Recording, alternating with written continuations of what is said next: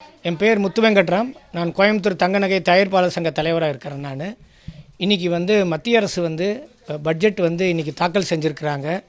எங்களுடைய 10 ஆண்டு கால கனவு கோரிக்கையை இன்றைக்கி நிறைவேற்றிருக்காங்க.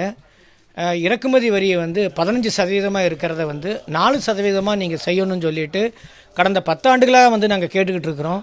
இன்றைக்கி அதை 6% பண்ணியிருக்காங்க. மொத்தத்தில் 9% இறக்குமதி வரியை குறைச்சிருக்கிறாங்க. இதனால் நுகர்வோருக்கு சுமார் ஒரு பவுனுக்கு 4000 ரூபா 4500 அவங்களுக்கு மிச்சமாகும்.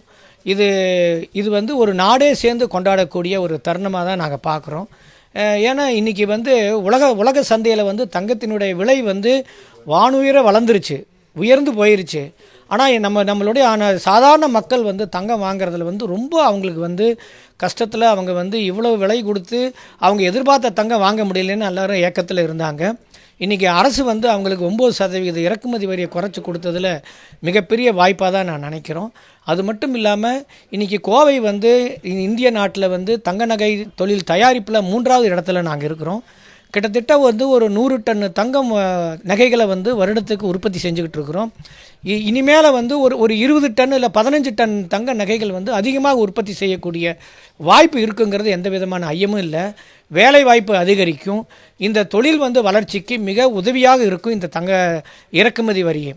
இதில் இன்னொரு வியாபாரிகளுக்கு இதில் என்ன சிக்கல் வந்திருக்குது அப்படின்னா, பல பேர் தங்க கட்டியாக வட்டிக்கு வாங்கியிருக்காங்க. அதை கோல்டு மெட்டல் லோன்னு சொல்லுவாங்க வங்கியில். இப்போ நாங்கள் தங்கத்தை நாங்கள் வாங்கும் பொழுது முன்கூட்டியே அதுக்குண்டான ஜிஎஸ்டியும் இறக்குமதி வரியும் நாங்கள் கட்டிட்டோம். ஆனால் அதுக்கு நாங்கள் எப்போ அதுக்கு விலையை நிர்ணயிக்கிறோம் அப்படின்னா 180 நாள் முடிஞ்ச பிறகு அந்த அன்னைக்கு 180வது நாள் தான் அதுக்கு விலையை நிர்ணயிக்கிறோம். அப்போ அன்னைக்கு விலையை நிர்ணயிக்கும் பொழுது இந்த ஒரு கிலோவுக்கு 5.5 லட்சம் ரூபா இழப்பு ஏற்படுது. இந்த ஊடகத்தின் வாயிலாக தாழ்மையான வேண்டுகோள், ஒரு பக்கம் மகிழ்ச்சி இருந்தாலும் இன்னொரு பக்கத்தில் எங்களுக்கு இந்த ஒரு கிலோவுக்கு 5.5 லட்சம் ரூபா நஷ்டம் வருது. இதை நாங்கள் என்றைக்கு இந்த ரெனியூவல் பண்ணுறோமோ, புதுப்பிக்கிறோமோ, 179 நாள் இல்லை 180வது நாள் நாங்கள் புதுப்பிப்போம். அன்றைக்கி இந்த 5.5 லட்ச ரூபா ஒரு கிலோவுக்கு உண்டான முன்கூட்டியே எங்ககிட்ட வாங்கின அந்த இறக்குமதி வரியை மீண்டும் எங்களுக்கே திருப்பி கொடுக்கணுங்கிற தாழ்மையான வேண்டுகோளை நாங்கள் முன்வைக்கிறோம். அரசு நினச்சா எது வேணாலும் செய்யலாம். அரசுக்கு தான் கட்டியிருக்கணும். அரசு தான் இன்றைக்கி முடிவு எடுத்திருக்கு.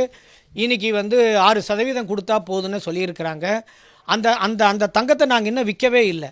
எங்களுடைய ஸ்டாக்கில் நாங்கள் பொருள் செஞ்சு வச்சுருக்கிறோம். நாங்கள் 180 நாளுக்குள்ளே அந்த தங்கத்தை விற்று அதுக்குண்டான மூலதனத்தை நாங்கள் பேங்க்கில் கட்டி மீண்டும் நாங்கள் தங்கத்தை எடுக்கணும். அப்போ இனிமேல் நாங்கள் விற்கக்கூடிய நகைகளுக்கு இந்த 6% வரி தான் இருக்கும். அப்போ விலை குறைஞ்சிருச்சு. ஒரு பவுனுக்கு இவ்வளோங்கிறது குறைஞ்சிருக்குது. அப்போ குறைந்த விலையில் விற்று அதிக விலையில் தங்கத்தை வாங்கணும் அப்படின்னா மிகப்பெரிய ஒரு இழப்பு ஏற்படுறதுக்கு ஒரு அபாயகரமான ஒரு சூழ்நிலை ஏற்பட்டிருக்கு. கண்டிப்பாக இவ்வளவு செஞ்ச இந்த மத்திய அரசு கனிவுடன் இந்த ஒரு கோரிக்கையும் ஏற்று நீங்கள் அதிகமாக அந்த 9% வரியை மீண்டும் திருப்பி தர வேண்டும் தாழ்மையாக கேட்டுக்கொள்கிறோம். இல்லை, வியாபாரிகளுக்கு எந்த சுமையும் கிடையாதுங்க. நாங்கள் இன்றைக்கி 1 லட்ச ரூபாய்க்கு நகை விற்றோம்னா 1 லட்ச ரூபாய்க்கு தங்கத்தை வாங்குறது தான் அனைத்து வியாபாரிகளினுடைய நிலைமை. அதில் எந்த விதமான இதுவும் கிடையாது.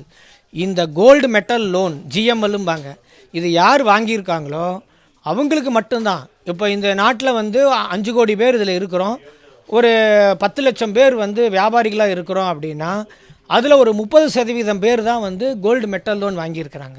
அப்போ அந்த 30% மக்களுக்கு இந்த 9% இறக்குமதி குறைத்த இந்த 9%க்கு உண்டான அந்த நிதியை மீண்டும் அவங்களுக்கு திருப்பி கொடுத்தாதான் அவங்களுக்கு இந்த நஷ்டம் ஈடுகட்ட முடியும். இல்லாட்டி மிகப்பெரிய ஒரு நஷ்டத்தை பார்க்க வேண்டியதாக இருக்கும்.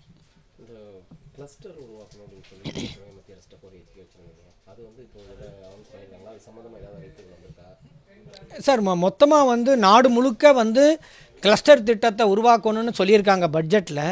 தனியாக தங்க நகைகளுக்கு நான் பூங்காவோ கிளஸ்டரோ பண்ணுறேங்கிறது சொல்லலை. ஆனால் பட்ஜெட்டில் ஒரு பணம் ஒதுக்கியிருக்கிறாங்க. நாடு முழுவதும் அனைத்து துறைகளுக்கு தேவையான உள்கட்டமைப்பு கொண்ட ஒரு சிஎஃப்சிம்பாங்க, காமன் ஃபெசிலிட்டி சென்டரும்பாங்க, அதை செய்கிறேன்னு சொல்லியிருக்கிறாங்க.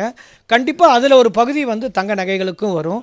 கோயம்புத்தூரில் நாங்கள் தங்க நகை பூங்கா ஆரம்பிக்கலான்னு சொல்லியிருக்கிறோம். அதில் கிளஸ்டர் சிஎஃப்சி காமன் ஃபெசிலிட்டி சென்டரும் வரும். அங்கே பொற்கொள்ளர்கள் உட்காந்து வேலை செய்யலாம். எங்களை மாதிரி வியாபாரிகள் வந்து அங்கேயே கொடுத்து அங்கேயே வச்சு எங்களுடைய வர்த்தகமும் செய்யலாம். இது எல்லாருமே ஒரு ஒரு ஒரு டொமஸ்டிக் எக்கனாமிக் ஜோனை நீங்கள் நினைக்கலாம். அந்த மாதிரி வந்து உள்நாட்டு சந்தையில் வியாபாரம் செய்யக்கூடிய அனைவர்களுக்கும் தேவையான அனைத்து வசதிகளையும் கொண்டது தான் jewel park, gold jewel park அப்படின்னு நாங்கள் சொல்லியிருக்கிறோம். கண்டிப்பாக அது மீண்டும் நாங்கள் வந்து அதுக்கு உண்டான அந்த காமர்ஸ் மினிஸ்ட்ரியை நாங்கள் வந்து சந்திக்க போகிறோம். சந்தித்து எங்களுடைய கோரிக்கையில் நாங்கள் சொல்ல போகிறோம். இந்த அறிவிப்பு வரலை அப்படிங்கிறது உங்களுக்கு ஒரு ஏமாற்றமாக இருக்குதா எப்படி? இதில் எந்த ஏமாற்றமும் இல்லை. அவங்க வந்து மொத்தமாக இந்த வந்து காமன் ஃபெசிலிட்டி சென்டர் கிளஸ்டருக்கு வந்து நிதி ஒதுக்கீடு செஞ்சுருக்கிறாங்க. கண்டிப்பாக அதில் நாங்களும் இருப்போங்கிறது எந்த விதமான கருத்து வேறுபாடும் கிடையாது. கண்டிப்பாக தங்க நகை தொழிலுக்கு அவங்க செய்வாங்கிறது முழு நம்பிக்கையோடு இருக்கிறோம். நாங்கள் ஒட்டுமொத்தமாக கோவையில் மட்டும் எவ்வளோ தங்க நகை தொழிலாளர்கள் இருக்கு? ஒரு நாளைக்கு எவ்வளோ இது பண்ணுறீங்க? இன்றைக்கி கோவையில் மட்டும் சுமார் ஒரு 45,000 பொற்கொள்ளர்கள் வந்து இங்கே வந்து இதை நம்பி இருக்கிறாங்க. எங்களை மாதிரி வந்து பிரின்சிபல் மேனுஃபேக்சரர்ஸ், தயாரிப்பாளர்கள் வந்து கிட்டத்தட்ட ஒரு 1500 பேர் 2000 பேர் இங்கே இருக்கிறோம். நாங்கள் கிட்டத்தட்ட ஒரு நாளைக்கு வந்து சுமார் 200 கிலோவுக்கு உண்டான தங்க நகைகள் வந்து கோவையில் வந்து தயார் செஞ்சுக்கிட்டு இருக்கிறோம்.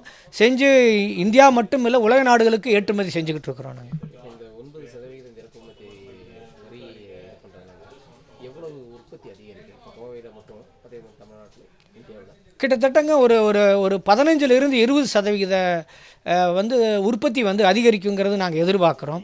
ஏன்னா விலை வந்து மக்கள் ஏற்றுக்கொள்ளும் அளவுக்கு வந்து விலை இறங்கி இருக்குது. உலக சந்தையில் வந்து மாற்றங்கள் இருக்கும், அது யாரும் நம்ம கட்டுப்படுத்த முடியாது. இன்றைக்கி கூட காலையில் வந்து $2,388 இருந்தது. இன்றைக்கி இப்போ இந்த நிமிஷத்தில் $2,406 ஆயிடுச்சு. $18 ஒரு அவுன்ஸுக்கு வந்து கூடியிருக்குது. பட் இருந்தாலும் உள்நாட்டில் இருக்கக்கூடிய வரிச்சுமையை குறைச்சது மிகப்பெரிய பாக்கியமாக தான் நினைக்கிறேன் மக்களுக்கு. செய்திகளை உடனுக்குடனும் துல்லியமாகவும் தெரிந்து கொள்ள சப்ஸ்கிரைப் பண்ணுங்க.